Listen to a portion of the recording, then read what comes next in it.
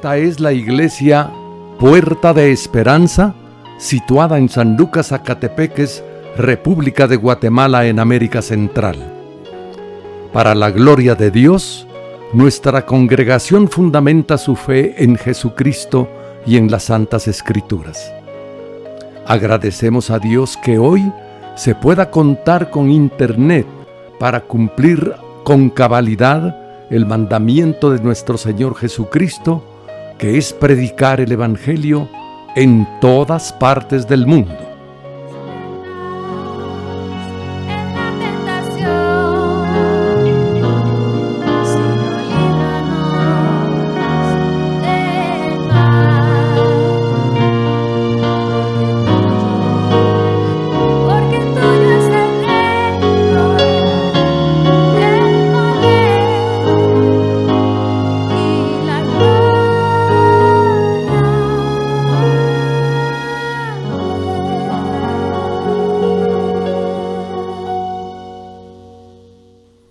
Con mucho agrado, ofrecemos hoy la prédica de nuestro pastor general, el licenciado Gustavo Adolfo Bonilla.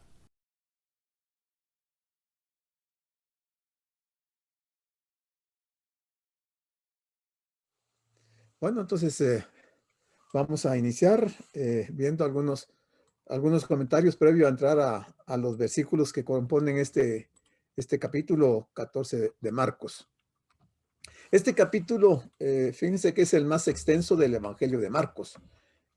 Contiene 72 versículos. O sea que agotar el capítulo 14 nos va a llevar varias reuniones, porque es bastante extenso, pero vale la pena. Van a ver qué interesante. Su autor es Juan Marcos. Él formaba parte de la primera iglesia en Jerusalén y fue un colaborador muy estrecho de Pablo, de Bernabé y de Pedro.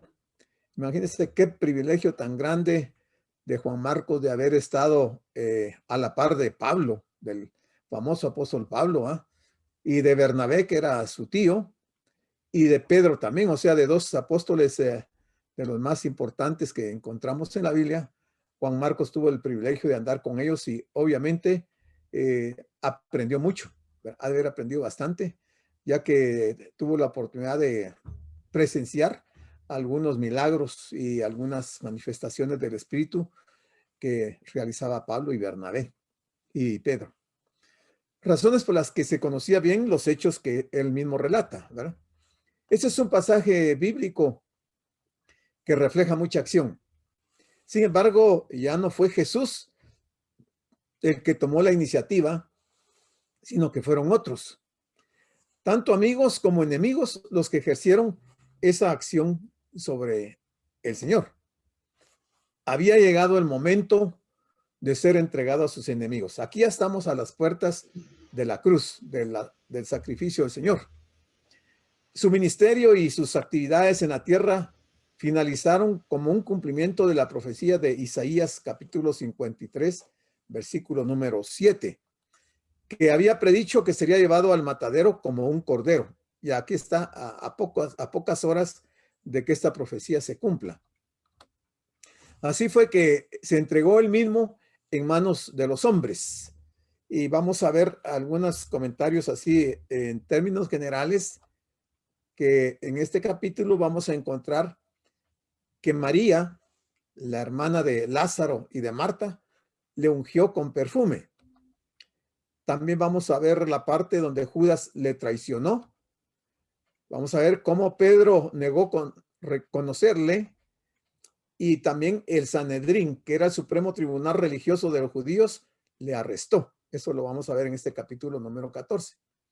Resumiendo, en todo el proceso, el Señor se sujetó a la voluntad de su Padre. O sea, iba a pasar tal vez las más duras experiencias y situaciones que alguien podía pasar. Sin embargo, él siempre estuvo sujeto a la voluntad de su Padre. Él en ningún momento cuestionó al Padre ni protestó, sino que se sometió a pesar del castigo tan fuerte que le fue aplicado. En este capítulo y en el siguiente, hubo como un extraño acuerdo entre el cielo y el infierno. Ustedes se preguntarán, ¿cómo un acuerdo entre el cielo y el infierno? Vamos a ver cómo participan tanto Dios en el cielo como Satanás en la tierra para afectar la persona de nuestro Señor. Y dice, al aproximarnos a la sombra de la cruz, el corazón reverente percibe que estamos pisando una tierra santa.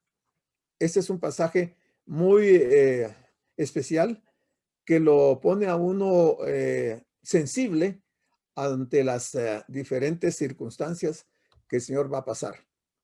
Había profundidades que no habían sido sondeadas y alturas aún no escaladas. La acción de aquellos momentos implicaba la angustia y la agonía de su alma. Esto ya es la parte descriptiva de la expresión del sufrimiento que el Señor va a empezar a sentir desde el huerto del Getsemaní. O sea, antes de que él fuera a la cruz, él ya estaba sintiendo la angustia y la agonía de la muerte. Él sabía lo que le esperaba. Su hora había llegado. Este es un momento crucial para el Señor. Recordemos que en la boda de Caná, en las bodas de Caná de Galilea, que está en Juan 2:4, el Señor le había dicho a su madre estas palabras: todavía no ha llegado mi hora. Pero eso fue al principio de su ministerio. Pero ahora al final de su ministerio, ya la hora ha llegado. Él ya está dispuesto a ir a la cruz. La luz y la oscuridad marcharon juntas en la misma dirección. ¿Por qué decimos que la luz y la oscuridad? Porque era Dios, Dios mismo encaminándose al Calvario, y Satanás también iba en la misma dirección. También la justicia y el pecado se dirigieron hacia la cruz. Y Dios y Satanás decidieron que Jesús sería crucificado. En cierta forma se dice que Satanás había decidido, pero realmente él no decidió nada, sino que él fue el instrumento que Dios usó para llevar a cabo ese maravilloso sacrificio que él hizo por la raza humana.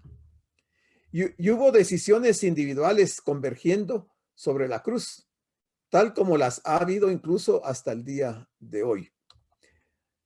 Este es el bosquejo general de este capítulo. Vamos a ver en los versículos 1 y 2 que los principales sacerdotes y los escribas tramaron la muerte de Jesús. Luego en los versículos 3 al 9 vamos a ver que María de Betania derramó perfume sobre la cabeza de Jesús. En los versículos 10 al 11 vamos a ver que Judas planteó la forma de entregar al Señor. Versículos 12 al 25, aquí hay muchos más versículos. Jesús se preparó para la última Pascua y la primera cena del Señor. Eso lo vamos a ver en esos versículos del 12 al 25. Del 26 al 31 vamos a ver que Pedro le prometió fidelidad. Luego del 32 al 42 vamos a encontrar al Señor orando en el jardín de Getsemaní. Del 43 al 52 vamos a ver el pasaje cuando Jesús es detenido por la guardia del templo. Y del 53 al 65 vamos a ver que Jesús es sometido a juicio ante el Sanedrín. Y finalmente, del 66 al 72, vamos a ver que Pedro protestó declarando no conocer a Jesús. Estos son todos los pasajes que vamos a analizar en este capítulo 14 de Marcos, que como digo es muy abundante, tiene bastante contenido, bastante información. Entonces el versículo 1 dice, y veámoslo bien, dice, 2 días después iba a ser la Pascua. O sea, si la Pascua se celebraba viernes por la noche para llegar hasta el día sábado por la noche, porque normalmente las Pascuas las estaban celebrando en el día de reposo, que es el 7º día, o sea, el día sábado. Pero el día empezaba desde las 6 de la tarde. Quiere decir que si ya iba a ser el viernes, el Señor en este momento se encuentra en el día miércoles antes de llegar al sacrificio. 2 días después era la Pascua, y también iba a ser la fiesta de los panes sin levadura. Cabalmente la fiesta de los panes sin levadura empezaba al día siguiente de la Pascua. Dice, y entonces los principales sacerdotes y los escribas buscaban cómo prenderle por engaño y matarle. Aquí está bien claro cómo Marcos nos señala cuál fue la intención de los dos grupos principales de sacerdotes y los escribas en querer prender al Señor, o sea, apresarlo y hacerlo en forma engañosa, y la intención era para darle muerte. Tal como especificó Levítico 23 al versículo 5, la Pascua se celebraba en el día 14 de Nisán, que es el primer mes del calendario judío y corresponde a nuestro mes de abril. Y continuando con Levítico 23, 6, a partir del día 15, mira, aquí es hasta el día 14, a partir del día 15 del mismo mes y durante los 7 días siguientes se celebraba la fiesta de los panes sin levadura. Creemos que la intención de aquellos dirigentes religiosos era detener a Jesús al final de la fiesta de la Pascua, o sea, al final del día 14, no al final de 15 más 7 serían 22, sería el 22. Ellos pensaban apresarlo al final de la Pascua. Cuando las multitudes hubiesen abandonado a Jerusalén para luego matarle, o sea, la idea de apresarlo al final de la Pascua era que después de celebrar la Pascua, la mayor parte de gente se retiraba del templo, se iba a sus lugares, y entonces los escribas y los principales sacerdotes se ponen a pensar que ese era el momento apropiado para apresarlo porque la gente no iba a estar en el templo. Entonces lo podían agarrar sin que se notara que ellos lo habían apresado. O sea, los planes, ellos ya los habían fraguado y estaban listos para llevarlo a la práctica. Decidieron no hacerlo durante el periodo de la Pascua, o sea, en la pura Pascua, sino que al final, que incluía los 7 días de la fiesta de los panes sin levadura. Al final de dicha fiesta, la gente comenzaría a salir de la ciudad y entonces le apresarían. El motivo para no detenerle durante los días de fiesta era su temor a que se produjese un alboroto y una alteración al orden público. Las multitudes que se encontraban en Jerusalén para la fiesta tenían a Jesús en muy alta estima. Y entonces ellos se pusieron a pensar que si esta gente se daba cuenta que ellos habían apresado a Jesús como estimaban al Señor, la gente del pueblo le escuchaba con gusto porque él había alimentado y sanado a muchas personas. Entonces había una buena cantidad de gente que era partidaria del Señor. Entonces ellos no querían, los fariseos y los escribas y los sacerdotes, no querían que se fuera a armar un escándalo porque la gente se podía sublevar en contra de ellos. Entonces el versículo 2 nos dice que ellos, o sea, los principales sacerdotes y los escribas, decían, no durante la fiesta, para que no se haga alboroto del pueblo. O sea, ellos ya preveían que podía darse un problema muy serio con el pueblo y por eso querían hacerlo en un momento que fuera de silencio, donde la gente ya no estuviera presente para que no se dieran cuenta de la forma en que lo apresaban. Esta era la 4ª vez y la última o la final en que abiertamente Jesús estaba prediciendo su muerte. Ya habíamos visto en el 16, 21 al 23, del 17, el versículo 2, y del 20, del 17 al 19, las 3 veces anteriores en que el Señor había hablado, había pronosticado su muerte, había profetizado de su muerte. También, aunque los líderes dijeron no durante la fiesta, precisamente durante esa fiesta Jesús iba a morir. Eso finalmente se fue a la práctica. Al decir que será crucificado, indica que su muerte sería llevada a cabo no por los judíos, sino por los romanos, porque ellos solo lo iban a apresar, lo iban a acusar falsamente y lo iban a entregar al ejército romano para que fueran ellos quienes lo ejecutaran. Pero recordemos que vimos que en esto, el día anterior, bueno, 2 días antes, el Señor había estado dando enseñanzas en el templo. Fue la última vez que él estuvo en el templo. Y cuando terminó las enseñanzas hasta el capítulo 13, ahí nos dice el escritor Marcos que el Señor salió del templo y se fue para Betania. Entonces aquí en el versículo 3 dice que estando el Señor en Betania, porque había salido del templo, estaba en casa de Simón el leproso. Aquí hay un dato bien interesante que yo quiero que ustedes lo consideren, porque creo que en términos generales, la mayoría de cristianos piensan que Jesús fue ungido por María, la hermana de Lázaro, en la casa de ellos, pero no fue en la casa de ellos, fue en la casa de Simón el leproso. Y no confundamos a este Simón el leproso, porque Lucas 7 nos dice que un fariseo había invitado al Señor a una comida y dice que fue en casa de Simón el fariseo. Pero este es otro Simón, este es Simón el leproso. O sea, lo que Lucas relata en el capítulo 7 es la primera vez en que él había sido ungido, porque él finalmente fue ungido en dos ocasiones, en la casa de Simón el fariseo y en la casa de Simón el leproso. Ahora uno se preguntaría, ¿por qué en casa de Simón el leproso? Porque tiene que haber alguna razón por qué el Señor, estando en Betania, fue a casa de Simón el leproso. ¿Por qué no fue a la casa de Lázaro y de María y de Marta? Pero vamos a ver que aquí mismo se va a aclarar.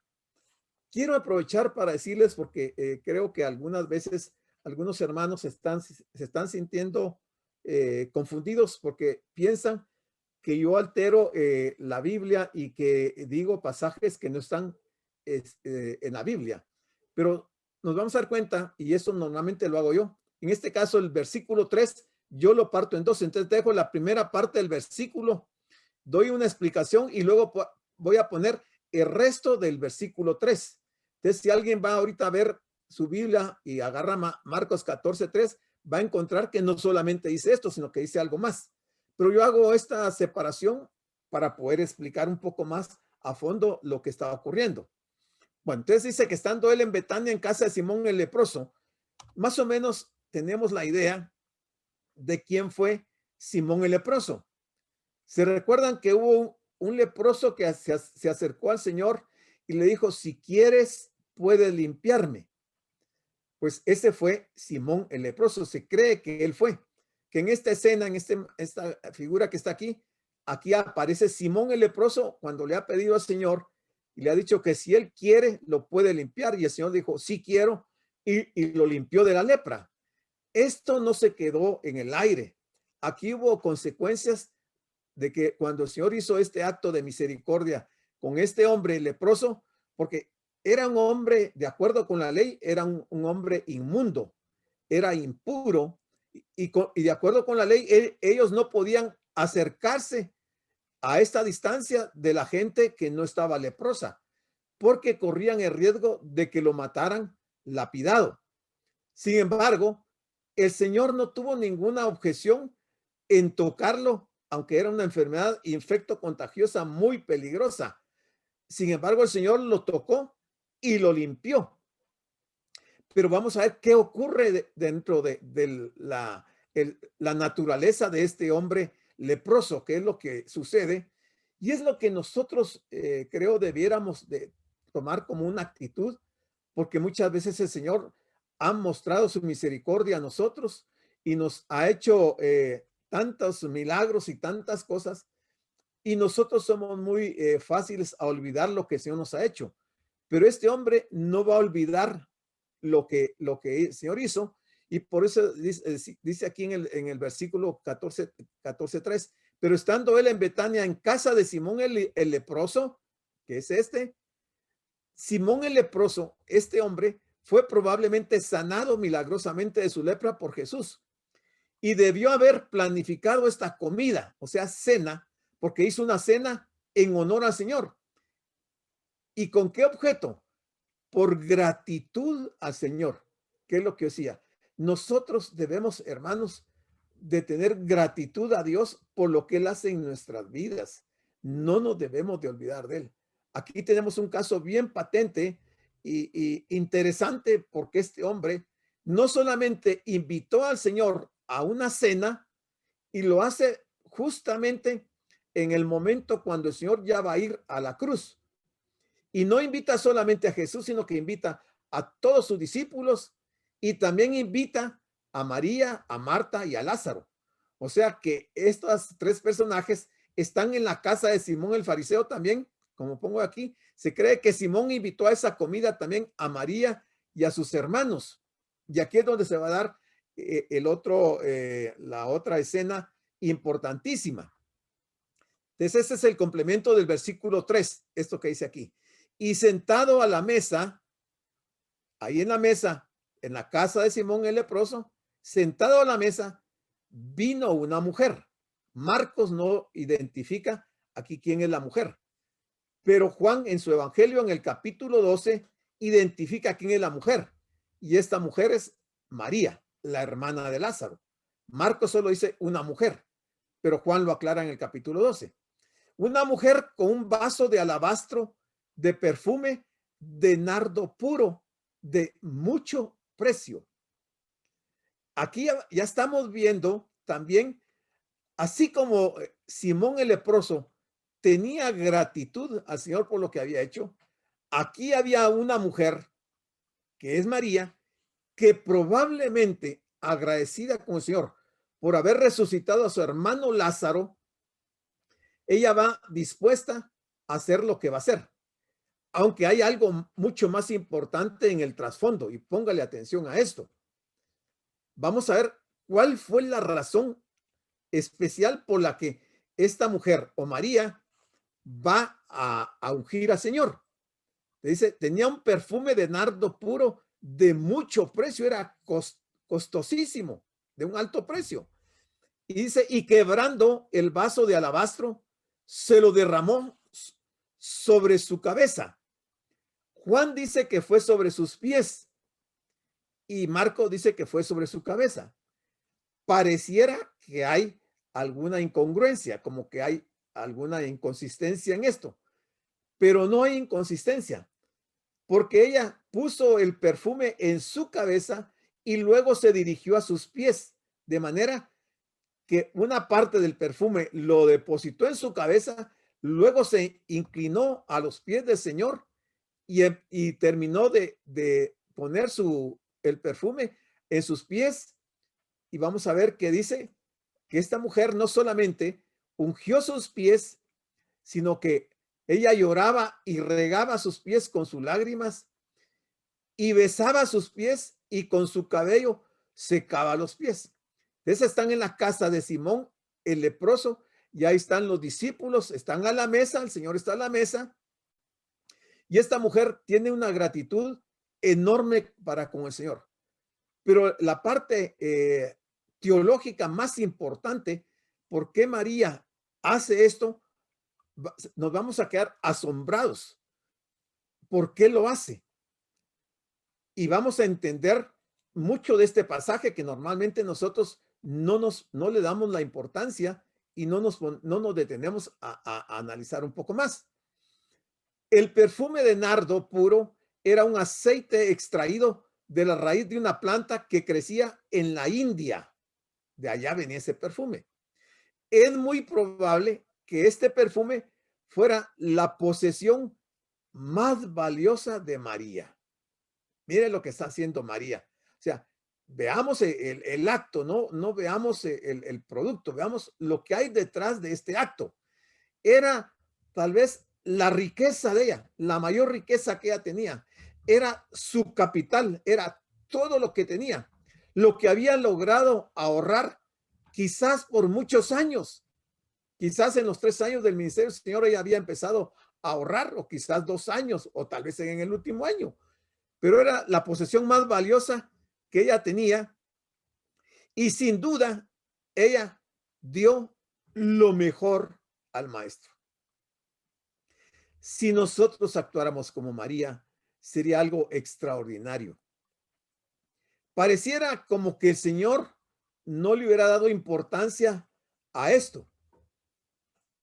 Pero María, muy dentro de sí, con una fe muy grande, hace este acto delante de todos los hombres, los discípulos que están ahí, y delante de Simón el leproso. Si nosotros lo vemos desde otro ángulo, diríamos que María se humilló al extremo, porque aparte de la mujer de Lucas 7, ella fue la otra mujer que no actuó de acuerdo a las costumbres y tradiciones judías, que era que cuando un visitante llegaba a la casa del anfitrión, el anfitrión ordenaba que un esclavo pusiera un poco de aceite en su cabeza, le diera un beso en la mejilla y le lavara los pies con agua. Ella no hace exactamente como la tradición judía. Lo que hace es, en lugar de ponerle aceite, le pone un perfume carísimo al Señor, y en lugar de darle un beso en la mejilla, se pone a besar sus pies, y en lugar de lavarlos con agua, los lava con sus lágrimas y los seca, en lugar de una toalla, los seca con su cabello. O sea, es un acto, pero bien precioso de lo que esta mujer hizo. María reconoció que esta ocasión le dio una oportunidad maravillosa y única para mostrar su devoción al Señor, y la aprovechó. Si ella no hace eso en ese momento, ya no iba a haber tiempo. Pero como avisada por el Espíritu, ella toma una iniciativa que gracias a Dios lo hizo y que queda escrita en la Biblia para enseñarnos a nosotros, nosotros hombres y mujeres.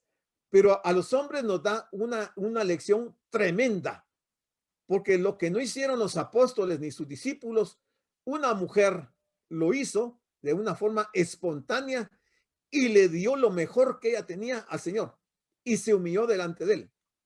Jesús acababa de llegar a Jerusalén como el rey. Y entonces la pregunta es, ¿y no deberían los reyes ser ungidos? Claro que sí. Normalmente en el Antiguo Testamento los reyes todos eran ungidos por un profeta. Pero mire qué curioso aquí.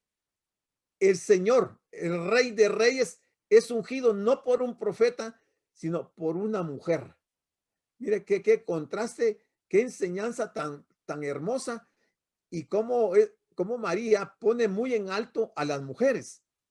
María había entendido esto, pero los discípulos no. O sea, María había entendido que Jesús era el rey y que estaba, y que era el Mesías y que estaba próximo a ir a la cruz. Lo había entendido perfectamente bien y por eso lo unge. Pero los discípulos no habían entendido eso, aunque él ya en 3 ocasiones anteriores les había anunciado que él iba a Jerusalén para morir, para dar su vida en rescate por muchos. No lo entendieron, porque todavía cuando van, en esa última vez ellos van peleando y discutiendo quién sería el más grande entre ellos. Pero María, que no los acompañaba en todos los viajes, en una sola ocasión entendió que ese hombre que llegaba a la casa de ella era el Mesías, que era el Cristo, y que ese era el momento oportuno y era su oportunidad de oro, que tenía que aprovecharla para ungir al Mesías. Aquí tenemos un incidente entrañable. El Evangelio de Juan 12:1 dice que fueron 6 días antes de la Pascua. ¿Quiere decir que Mateo y Marcos se equivocaron al colocarlo justamente antes de la Pascua? No. Tenemos que recordar que ni Mateo ni Marcos estaban intentando presentar un orden cronológico de los eventos. Su propósito era situar este incidente junto a la triste acción de Judas en su intención de traicionar a Jesús. Porque aquí va a haber otro contraste entre lo que María hace y lo que hace Judas, entre lo que María hace y lo que hace Pedro, entre lo que María hace y lo que hacen los principales sacerdotes, entre lo que María hace y lo que hacen los escribas. O sea, hay diferentes contrastes que ponen a esta mujer en una posición muy especial. Estaban así retratando un vivo contraste y un conflicto entre la luz y las tinieblas. Podemos observar que tanto sus amigos como sus enemigos estaban moviéndose en dirección a la cruz, aunque por diferentes caminos. María de Betania actuó impulsada por la luz y el amor, mientras que Judas lo hizo arrastrado por sus oscuras motivaciones. Por cierto, fue Juan en el capítulo 12, versículo 3, el que nos aclaró que esta mujer era María, la hermana de Marta y de Lázaro. Si todos nosotros pudiéramos hacer más y hablar menos, al menos sería una bendición para nosotros mismos, quizás para otros. Debemos entonces trabajar para que nuestro servicio para el Señor sea más y más encubierto, tanto como el orgulloso deseo de atraer la mirada del hombre. Esforcémonos nosotros en evitarlo. Esta es una frase, un pensamiento de Charles Spurgeon. Si todos nosotros pudiéramos hacer más y hablar menos, al menos sería una bendición para nosotros mismos y quizás para otros. Entonces trabajemos para que nuestro servicio para el Señor sea más y más encubierto, tanto como el orgulloso deseo de atraer la mirada del hombre. Esforcémonos nosotros en evitarlo. Es un pensamiento de este personaje, este teólogo Charles Spurgeon. Bueno, sigamos viendo el versículo número 4, siempre en relación a este acontecimiento que se está dando aquí.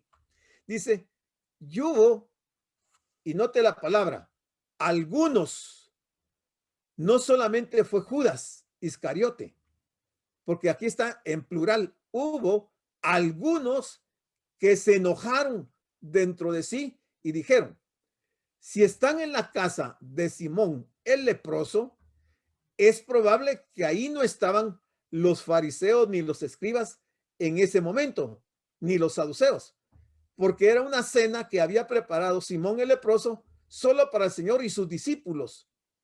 Entonces, ¿quiénes fueron esos algunos que se enojaron? No fue solamente Judas. Mire aquí la información que nos da Marcos es bien interesante. Y uno se preguntaría, ¿por qué se enojaron?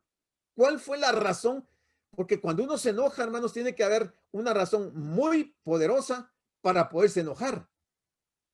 Quiere decir que el enojo era tan fuerte por lo que estaba ocurriendo, que estos discípulos entraron en ese estado de enojo y dijeron entre sí, ¿para qué se ha hecho este desperdicio de perfume? Fíjense que todavía hoy en la tarde estudiando este pasaje, yo decía, en lugar de para, que está aquí, si se pusiera la palabra ¿por qué se ha hecho este desperdicio de perfume? Cambiaría la expresión. Pero no es por qué, sino que para qué. Y entonces, esta es una preposición. Por y para son preposiciones y tienen un uso muy específico cuándo debe usarse el para y cuándo debe usarse el por. Y aquí los discípulos dicen, ¿para qué? No por qué. ¿Para qué se ha hecho este desperdicio de perfume? Entonces, analicemos un poco el adverbio, ¿cómo se llama? Esta palabra de para. Dice, para. Para se usa cuando se quiere indicar destino, finalidad o razón. Yo sé que aquí, hasta aquí, está costando un poquito entenderlo, pero les voy a poner un par de ejemplos para que entendamos bien por qué se usa para. Dice, ¿para qué se ha hecho ese desperdicio? Dice, observemos los siguientes ejemplos del uso de las preposiciones por y para. Es ejemplo número 1. Este es un ejemplo cualquiera. Dice, María compra flores para su madre. El primer ejemplo. El segundo ejemplo.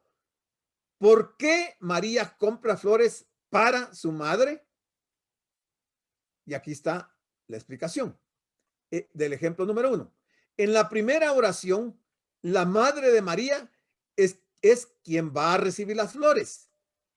Ella, la madre, es lo más importante para María. Lo más importante para María. No sé si me están siguiendo. Entonces, María de Betania, el Señor era lo más importante. Y por eso es que la pregunta no es casual. ¿Por qué los que están protestando dicen, ¿para qué se ha hecho este gran desperdicio? Pues la respuesta es porque María, en este caso coincide el ejemplo con la realidad, porque para María lo más importante era el Mesías, el destino o la finalidad de la compra. Sería la respuesta A, ¿para quién compra María flores? Si vamos al ejemplo 2, ¿por qué? En la segunda oración, lo más relevante es la causa, que sobresale por encima de la finalidad. La razón por la que María compra las flores es su madre. María compra las flores a causa de su madre, quizá porque sabe que a ella le encanta que haya flores en casa, o quizá porque desde pequeña le inculcó esta costumbre. Esto nos da una idea de por qué la pregunta que se hace aquí, que hacen los discípulos, ¿para qué se ha hecho este desperdicio?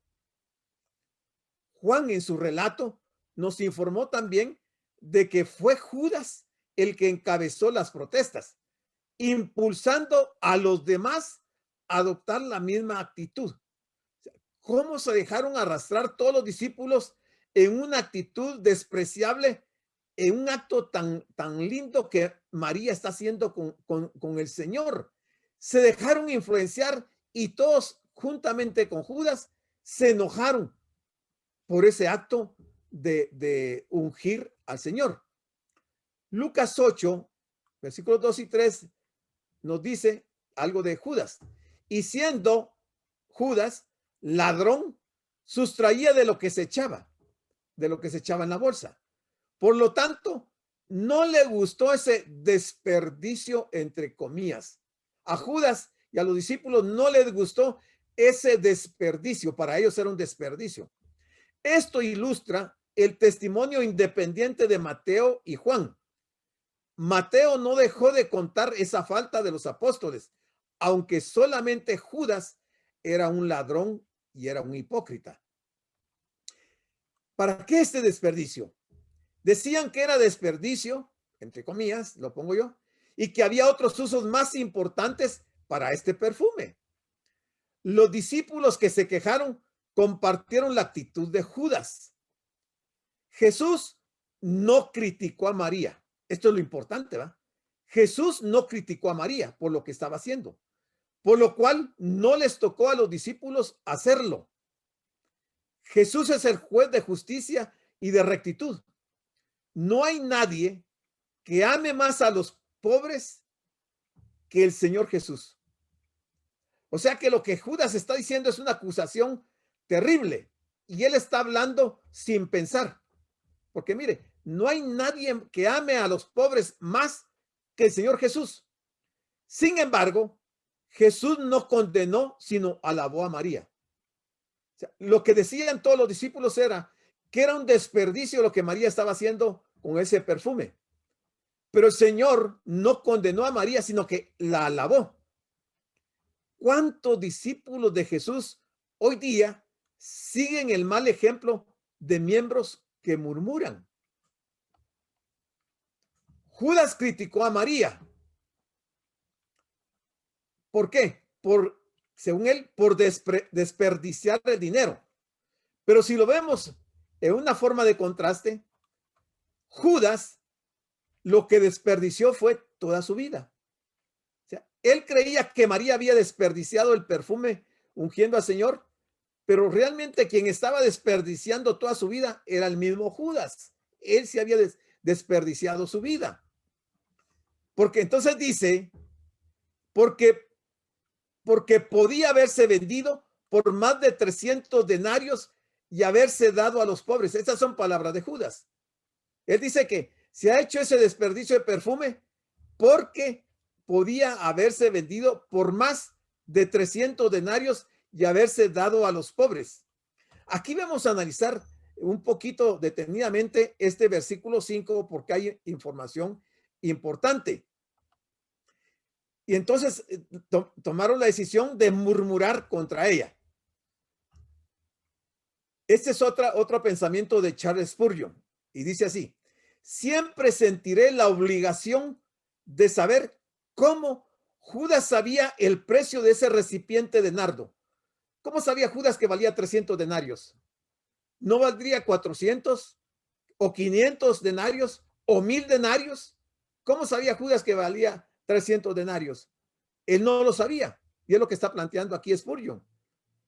Él lo hizo para culparla, pero dejaremos que sus cifras permanezcan, los 300 denarios. Y pensaremos más de ella cuando él puso la cuenta de lo que se desperdició. Y entonces dice Charles Spurgeon: nunca podré saber cuánto fue el costo. Tampoco tú lo sabrás. O sea, nosotros tampoco lo sabemos. Si Judas jamás lo hubiera apuntado en su libreta de bolsillo, nosotros no sabríamos. Aquí nosotros nos hemos quedado siempre con la creencia que valía 300 denarios. ¿Cómo sabemos que valía 300 denarios? ¿Cómo sabía Judas que valía 300? Pudo haber valido 1000 denarios. O sea, lo que estaba haciendo María era un acto de amor para con el Señor, algo especial que nunca nadie más lo hizo. La sugerencia piadosa, entre comillas, de que el producto de su venta podría haberse utilizado para propósitos caritativos encubría sus motivos reales, los motivos de Judas. Judas lo que quería era apropiarse de aquel dinero para sus propios fines. Por eso está protestando y está enojado porque no se le dio la oportunidad de que él agarrara ese dinero del producto de lo que había costado ese perfume y haberlo administrado él. Obviamente no se lo iba a dar a los pobres, se lo iba a robar. Y eso es lo que le está doliendo. Cuando dice y haberse dado a los pobres, Juan 12, 5 y 6 y 13, 29, dice que Jesús amaba a los pobres intensamente. De eso todos estamos seguros, ¿verdad? Que Jesús amaba a los pobres intensamente. Ayudar a los pobres era uno de los temas fundamentales de la enseñanza y práctica de Jesús. Esa fue una enseñanza a través de todo su ministerio. Entonces, caben estas preguntas. ¿Jesús permitió una injusticia contra los pobres? ¿Lo hizo él? ¿Aceptó que se estaba cometiendo una injusticia contra los pobres porque en lugar de haber comprado María ese perfume y ungirlo a él, debió haber agarrado ese dinero y dárselo a los pobres? ¿Permitió el Señor esa injusticia contra los pobres? No, ¿verdad? O podíamos preguntar también, ¿Judas era el amigo y campeón de los pobres? Tampoco, ¿ah? Él no era amigo y campeón de los pobres. Él no le estaba dando nada a los pobres, se lo estaba robando todo. Y una tercera pregunta. ¿Judas era el que sabía lo correcto y justo y defendió los derechos de los pobres y Jesús cometió una injusticia? O sea, ¿era Judas el que sabía lo correcto y justo y Jesús cometió una injusticia? Obviamente que no. Mire, son tres preguntas bien importantes, bien interesantes. Si María hubiera vendido el perfume para entregar el dinero a Judas, ¿lo habría regalado a los pobres Judas? No, no lo hubiera hecho. Y sigamos analizando, porque este pasaje tiene mucho que sacarle. ¿Implica que María no amaba a los pobres? Tampoco es cierto. María amaba a los pobres, pero amaba más al Mesías, a su Señor. ¿Que era indiferente hacia las necesidades de ellos? No, María no era indiferente a las necesidades de los pobres. Entonces la pregunta aquí es, ¿de quién era el perfume? Era la propiedad de María y ella podía usarlo como ella juzgara mejor. Si ella se hubiera quedado en su casa con el perfume y no lo hubiera llevado ese día para ungir al Señor, ¿quién le hubiera reclamado algo? O si en lugar de haber comprado el perfume, si hubiera comprado zapatos, ropa, comida, muebles, cortinas para la casa, ¿quién hubiera protestado? Ninguno. Ahora, ella en lugar de comprarse calzado, ropa, comida, muebles, cortinas para la casa, tomó su dinero, su capital y compró un perfume carísimo para ungir al Señor. Es un acto, hermanos, de veras que se requiere mucha madurez y mucha concentración para entender realmente lo que María ha hecho. Porque entonces, ¿qué hubieran dicho los apóstoles si María se hubiera comprado todas esas cosas y no hubiera llevado el frasco de perfume. Según el mundo cristiano, ella desperdicia su dinero cuando lo da al Señor. Seguramente Judas habría criticado a la pobre viuda. ¿Se recuerdan de la viuda que dio dos monedas los depositó en el alfolí? ¿Se recuerdan de esa viejita, esa viuda que depositó las 2 monedas? Si Judas hubiera visto a esa anciana viuda depositando las 2 monedas, las 2 blancas ahí, la hubiera censurado, hubiera dicho, mejor en lugar de dárselo, echarlo en el alfolí, se lo hubiera dado a los pobres. Pero si esa pobre viuda era pobre también, sin embargo, ella lo dio ahí en el templo. En todo esto, María no dijo nada, o sea, María estaba callada, no respondió nada. Probablemente se sentía triste o se sentía acongojada o decepcionada de ver que los apóstoles estaban tomando una actitud que no era la mejor. Ella no tuvo que hablar porque su hecho habló por sí mismo. Marcos 12:42 dice, y vino una viuda pobre y echó 2 blancas, o sea, un cuadrante, lo que estamos hablando. El 43 dice, entonces llamando a sus discípulos, Jesús les dijo, de cierto digo que esta viuda pobre echó más que todos los que han echado en el arca.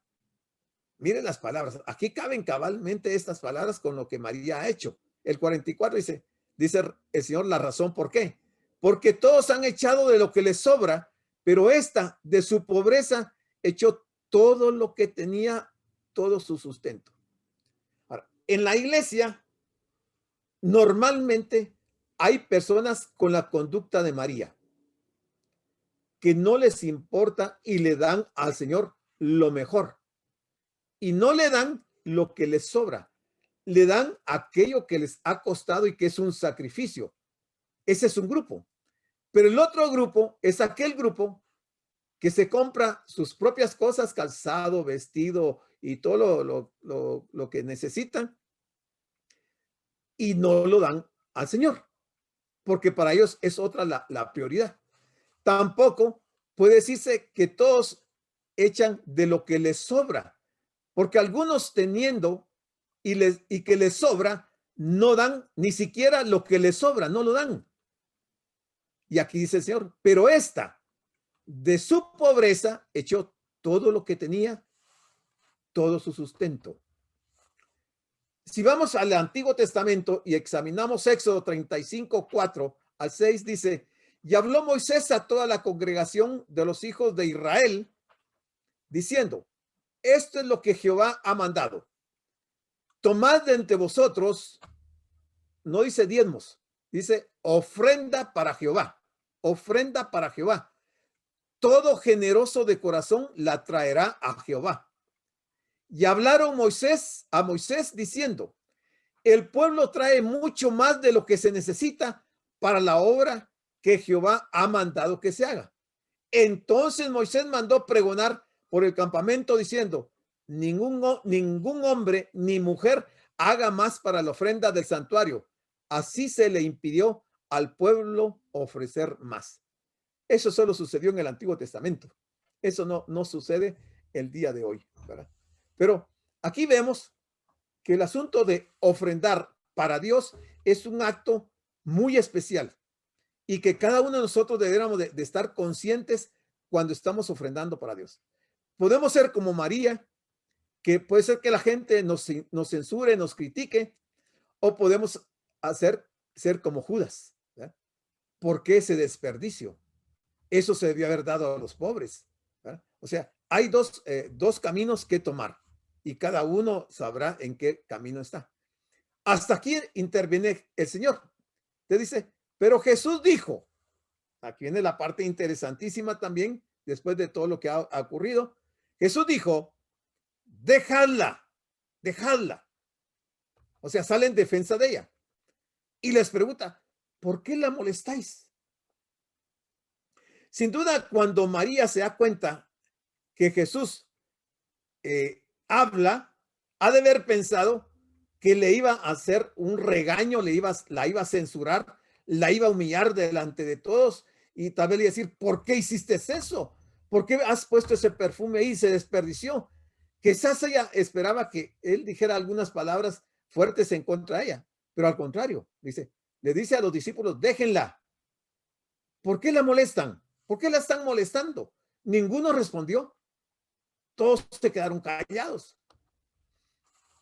Jesús le dio el elogio más elevado. Esta ha hecho lo que podía, lo que podía. Dios no espera más de nosotros de lo que podemos hacer. Pero tengamos cuidado de poner las cosas dignas de verse tan bajas que pensemos que el hacer nada es hacer lo que se puede. ¿Qué espera el Señor de nosotros? Que le amemos. ¿Qué espera el Señor de nosotros?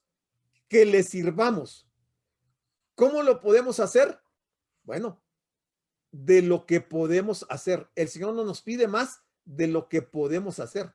No nos está exigiendo más de lo que podemos hacer.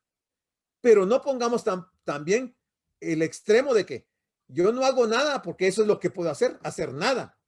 Eso es ridículo. No puede haber una condenación más grande que esta.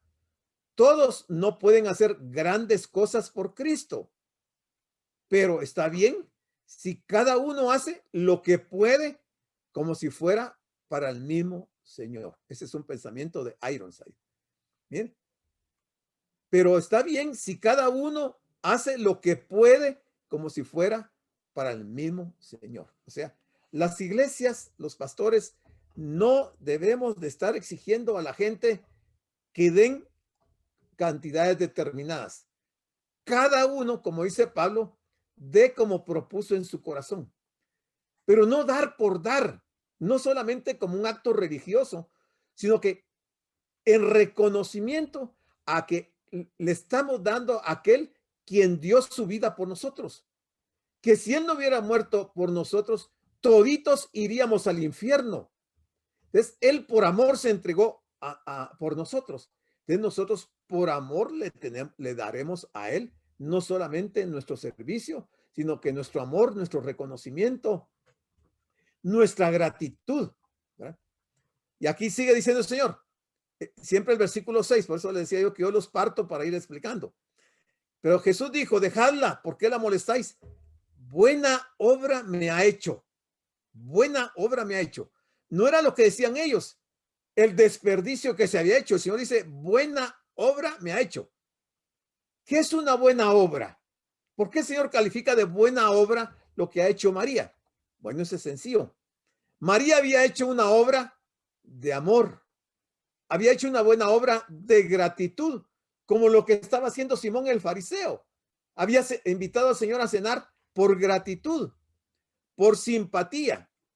En este acto le honró directamente al Señor. ¿Qué dice esta buena obra acerca de la fe de María? ¿Qué piensan ustedes que dice esta obra de María? ¿Qué dice de ella esa buena obra? Que es una gran mujer, ¿verdad? Fue una gran mujer, una mujer de mucha fe, una mujer con un amor entrañable por el Señor, una fe que estaba reconociendo anticipadamente lo que el Señor estaba dispuesto a hacer por ella.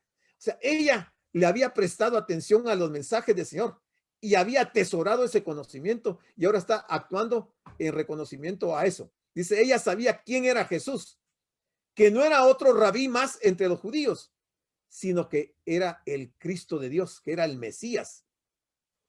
Es fácil el criticar a aquellos que muestran más amor hacia Jesús de lo que nosotros mostramos. Eso es fácil hacerlo. Eso todo el mundo lo hace. Algunas veces queremos definir como fanático a alguien que es más devoto hacia Jesús de lo que nosotros lo somos. Si alguien lee constantemente la palabra, probablemente en la familia le dirán, ya te volviste fanático.